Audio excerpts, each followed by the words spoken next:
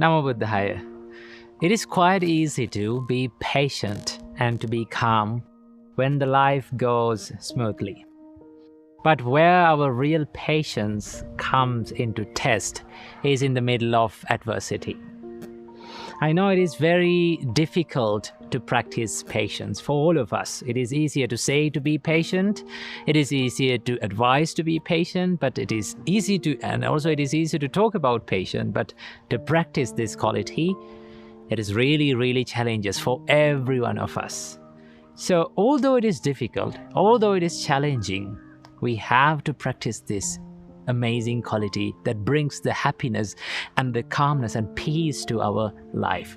So let's talk about how to practice patience according to Buddha's teachings. So in Buddhism, patience is considered as the greatest virtue. In Dhammapada, verse number 184, the Buddha says, patience is the highest virtue. The Buddhas say that Nibbana is supreme.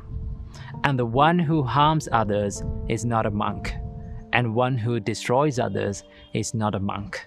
So in Buddhism, a bigger space and a bigger value is given to the patience and to practice the patience as the practice of patience as an inner quality. Not just to talk about it, not just to read about it or to learn about it, but the real practice. So in Buddhism, the greatest quality in Buddhism, the greatest virtue is considered as the patience also. So what exactly is patience? The Buddha describes this as follows. And what's the patience practice? It is when a bhikkhu endures cold, heat, hunger, and thirst. They endure the touch of flies, mosquitoes, wind, sun, and reptiles.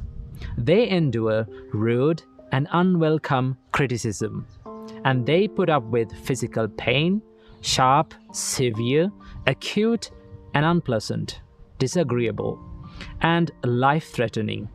This is called the patience practice. In another sutta, the Buddha explains about the patience as follows. What is the patient practice? It is when someone abuses, annoys, or argues with you, and you don't abuse, annoy, or argue back at them. This is called the patience practice. So being able to put up with ups and downs and challenging situations and disagreeable experiences in life is called patience. But to be honest, it is really difficult to be patient.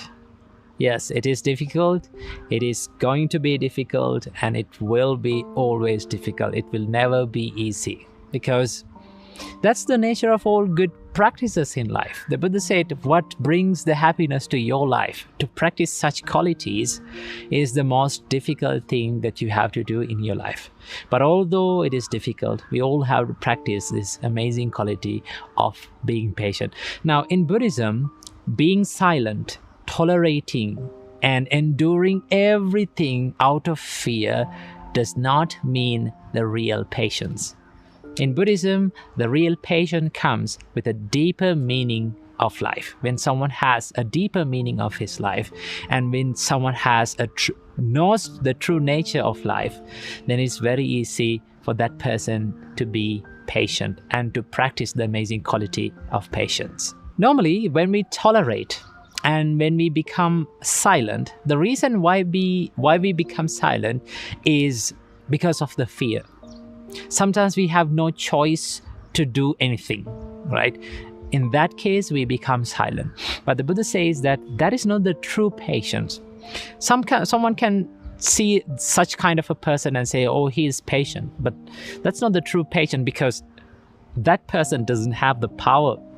That person doesn't have the authority to do something, right? So being patient out of fear is not the true patience. The Buddha says about the real patience like this. In Vepachiti Sutta, it is mentioned, when a person endowed with strength patiently endures a weakling, they call that the supreme patience. The weakling must be patient always. So the real patience comes when you understand that there is the beast inside you. What is that beast? The anger. And if you're afraid of that anger, and if you're afraid of that beast to control your life, and if you can be patient in that situation by controlling your emotions and controlling your thoughts and controlling your anger and deciding to not to harm that person, that is called the true patience and the real patience. To practice such kind of a patience, you have to do a great dedication. Sometimes you have to go through a lot of hardships. You have to endure a lot. But still, why you become patient? Because you believe that being patient is the greatest virtue that you can practice in life. And you believe that you are much more better than them, and you have a better qualities than them. If you believe in that, you can truly be patient. To practice patience, the Buddha offers us a path of thinking in a more deeper level of understanding through our life. So suppose a person comes to you and treat you with rude words, right? Or treat you with their meanness. How can you avoid that situation without even worrying? How to do that? So the Buddha teaches us to look at this situation through the 3 marks of existence. So what are 3 marks of existence? So the Buddha says the 3 marks of existence are anicca, dukkha, and anatta. Impermanence, suffering, and non-self. So anicca. Anicca is the understanding about the impermanence. So the Buddha said that everything in life is subjected to change.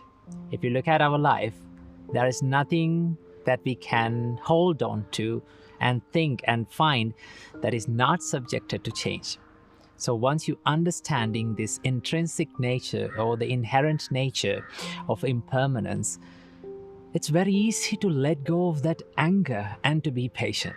Because let's say someone blamed you or someone treated you with rude words, okay? Right at the moment that you heard that voice, those words, they became impermanent, right? But here's the problem. Why does we hear the same thing again and again, what they said in our mind, and we keep creating that chain of thought, and we keep creating that anger in our mind?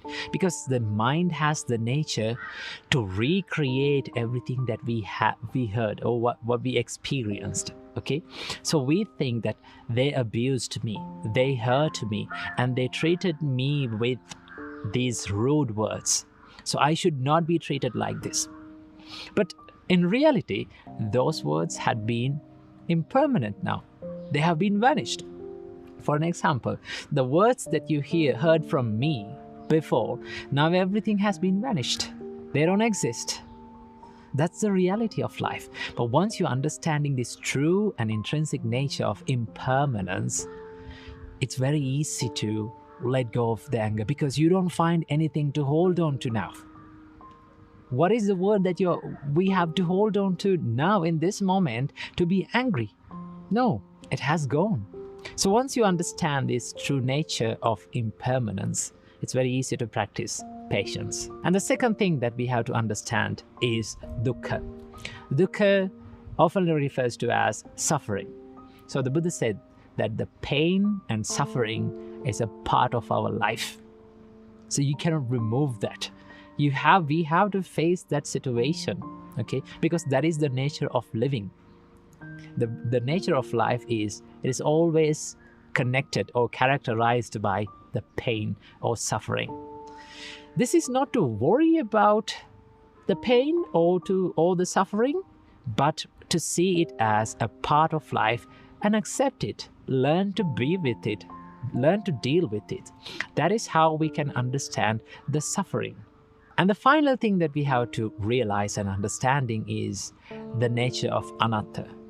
The nature of anatta is the nature of not self or non-self, right? The Buddha says that there are things in your life that are out of your control. Not every time you're going to have everything according to your wishes, okay? There are things that are out of our range of control. Once we understand this true nature of anatta or non-self, it is really easy to accept the truth in life. And it is very easy to not to worry about the things that we cannot control. So if you look at the life, if you look at the situations in your life, in these three marks of existence, the Buddha said that it is really easy to practice the patience. It is really easy to love people, to give your kindness to people, because we know that we are not going to last forever, and we know that they are not going to last forever. What they did was not going to last forever. What they said was not going to last forever. So we can let go of the anger and we can move on. So these are the few things and few realizations that will help us to practice the patience in your life. So keep this in your mind and be patient. Namo Buddhaya. So first of all, don't be afraid of procrastination. Why? Because it's a normal human nature. You know, average human is a good procrastinator, right? Average human is lazy. We all have that feeling of procrastination and we all have that laziness within us. But if you need to rise above the average, if you need to be someone special in this society, you have to stop these bad habits, right? So, first of all, don't be afraid of the procrastination. We can stop that. Remember, the procrastination or the postponing, this mental laziness within yourself is a habit, right? So habits are all in your head. It's not in your body, it's not in your environment, it's all in your head. So you can control it and you can stop it, right? So, first of all, let's talk about what is procrastination. The procrastination is that mental barrier or the mental resistance that keeps you away from doing the things what should be done, right? So for an example, when you wake up in the morning and if you have to study in the morning, do you feel like getting down from the bed and start studying? When you are in that situation, you find that mental stress and mental barrier inside you. Your mind says, no, just stay on the bed for 5 minutes. It's okay, I have time, I can do it later. That is what mind says all the time. But the same mind that told us to procrastinate will complain when the things getting worse. When the exams are near, when the deadline is near, if you haven't done anything, your same mind that directed you to procrastinate will complain for you. Why didn't you do this? Why didn't you do the things according to the timetable? You are a procrastinator. That is what mind says, right? So we should not let our mind to trick us. So, how to stop procrastinating? Well, there is a nice Dhammapada verse that was preached by our Supreme Buddha. In that Dhammapada verse, we find lots of things that will help us to stop this bad habit. Supreme Buddha says, Uttanavato satimato suchikammassa nisammakarino. If a person is energetic, uttanavato, satimato, if he is mindful, suchikammassa nisammakarino, if he does the good thing and the right thing from his body and mind and from his speech, sanyatassacha dhammajivino, if he can control his sensual desires, sensual cravings, appamattassa yasobhivaddati, that diligent man's fame and wealth will be developed. So in that Dhammapada verse, we find everything what we need to stop procrastination. So what are these things? Supreme Buddha said, Uttanavato, be energetic, take action. Well, there's only one way to stop procrastination, and that is to take action. But that is a tough hurdle to jump, right? To be energetic, to take action, and to do the works, it's a tough thing to do. So what we should practice to jump this tough hurdle, we should practice, first of all, we should practice the mindfulness. That is why Supreme Buddha said, Uttanavato satimato. You should be mindful about yourself. You should be aware of yourself constantly. So for what we should be aware, we should be aware towards our mind, right? Now, before I told you, the procrastination is a mental condition, right? It is all in your head. It's a thought, it's an emotion. So you should be mindful and you should be aware of your thoughts, right? You should have that ability. When you become more aware of your thoughts, you can have that ability to detect what is coming inside to your mind. When the laziness comes in, when the lazy thoughts come in, you know, oh, that's a lazy thought. And now I need to take action, right? When the anger comes in, you can detect it. Now there's anger now. My mind is angry now. When you become more aware, then you get the opportunity to control it. When you become more aware of your thoughts, you will have that ability to control that thought. So first thing is to be aware, to be mindful, right? So that is why Supreme Buddha said, Uttanavato satimato. Suchi kammasani sammakarino. Do what is right, right?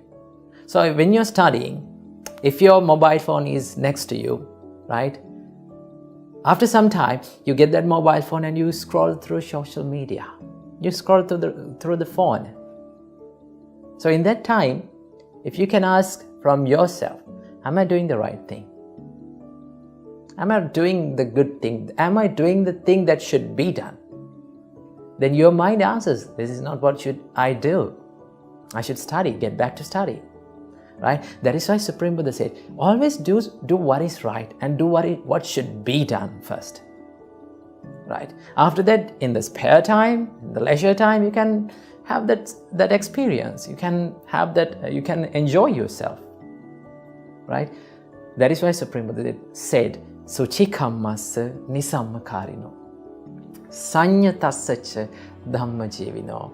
You need to have that ability to control your sensual desires, right? Now, your mind likes to log on to social media, and your mind likes to be lazy and to stay without doing anything, right? So that is why your mind always tries to procrastinate. So Supreme Buddha said, to be a special person, to have the successfulness into your life, you need to give up the sensual desires for some extent, right? So it is very nice and it's very comfortable feeling that you feel in the morning on the bed, right? It is nice and warm. But if you have to study, you have to give up that pleasurable feeling and you have to get back to studies. So that is why you need to have that mental power and mental ability to stop or to give up the sensual desires for some extent and do the work. Because if you do the easy thing, right? If you continue to do the easy thing always, remember, tomorrow will be hard. Your future will be hard. So if you need to be happy in the future, you have to undergo what is hard today. So that is why Supreme Buddha said, you need to control the sensual desires. If you can do these things, Supreme Buddha said, appamatasaya sobhivadati, that diligent man's fame and wealth will be developed. So these are the things which helps us to stay away from procrastination. So I need to share with you some more tips and more things to help you to stop this bad habit. Remember, the procrastination is a habit, and it is a way of relieving the stress, right? So for an example, if your exams are near, right? If you have a lot to study, normally what you do you study or you procrastinate? You procrastinate because your mind needs to relieve that stress in a way, in some way. So your mind chooses the easiest way to procrastinate. So always remember, it is a habit, and that habit can be broken. So how to break your habit? There is only one way: to take action, right? Do the opposite thing.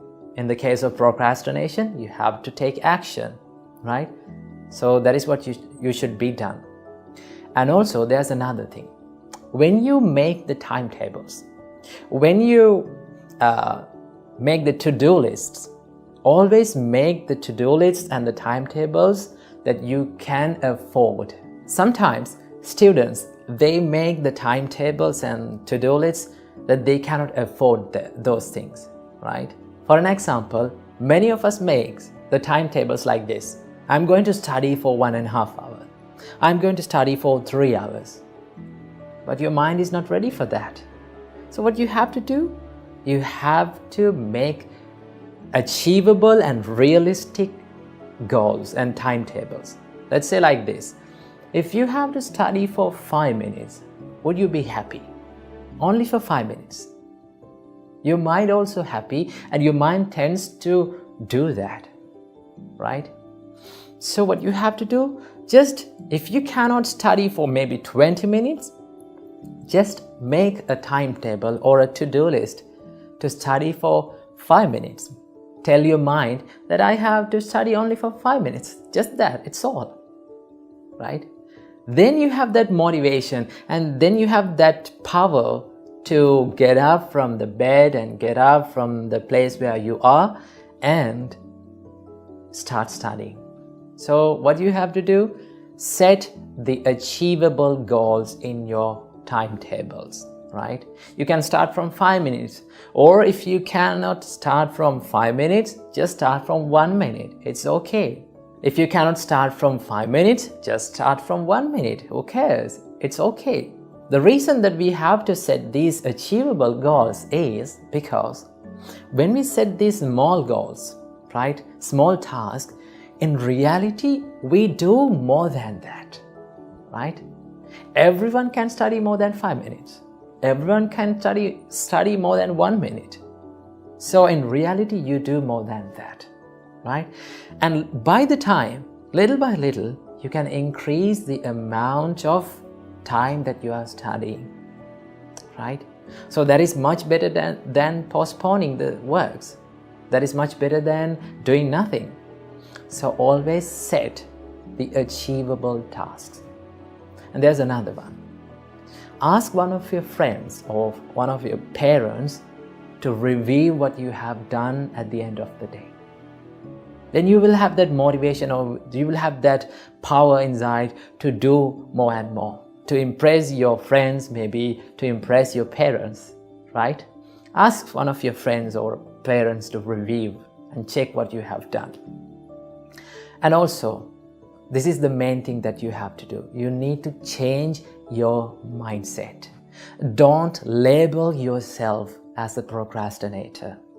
Remember, you're not a procrastinator, but you only have a habit of procrastinating. So you can break it. The more you label yourself as a procrastinator, the more you will procrastinate. So what you have to do? Change your mindset and think that this can be broken, this bad habit can be broken, and I have that power inside me to do work and to be successful. Okay? So these are the things that we can do to stop procrastination. And always remember, finally, always remember this, right? When you're procrastinating, when you're postponing, you're not only postponing and procrastinating your work, but you also procrastinate your happiness. So don't let your procrastination to destroy your happiness. So stop procrastination by practicing these tips and have a happy life. Namo Buddhaya.